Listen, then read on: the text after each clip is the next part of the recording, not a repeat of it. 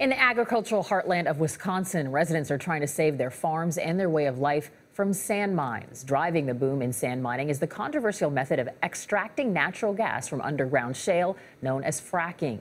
Dean Reynolds has the story.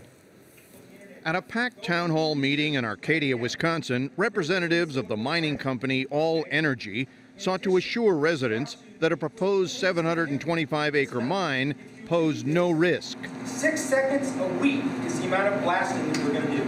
But the audience was not convinced. So why are we taking top producing farmland and destroying it to get sand out? Maybe if it was one mine, the response would not have been as emotional. But the idyllic farmland of west central Wisconsin has been transformed by 135 sand mining facilities, up from 5 just a few years ago. Oil and gas companies need the special crush-resistant sand to probe for fossil fuels in the process known as fracking. The trucks drive past here. There's sand on the roads, there's sand down in the ditch, so I do get a lot in my house.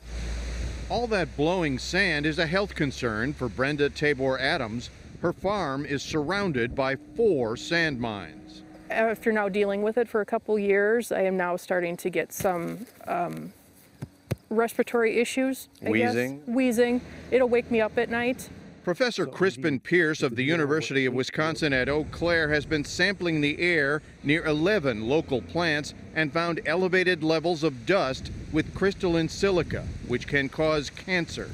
And like asbestos, it's a component of these small bits of dust that's particularly dangerous and damaging. But while the mining boom here has created concern, it's also created nearly 3,000 jobs. The growth in this industry, as long as it's done responsibly, is an excellent, awesome opportunity for Wisconsin. Rich Buttinger is president of the Wisconsin Industrial Sand Association, which runs 10 mines. He told us that if the mining companies just follow existing safety regulations, the threat from blowing sand will dissipate.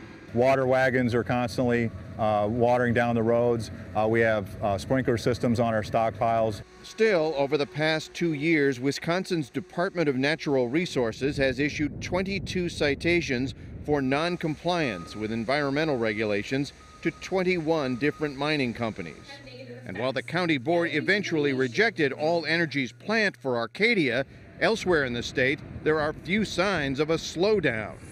51 new mines are already in the works. For CBS This Morning Saturday, Dean Reynolds,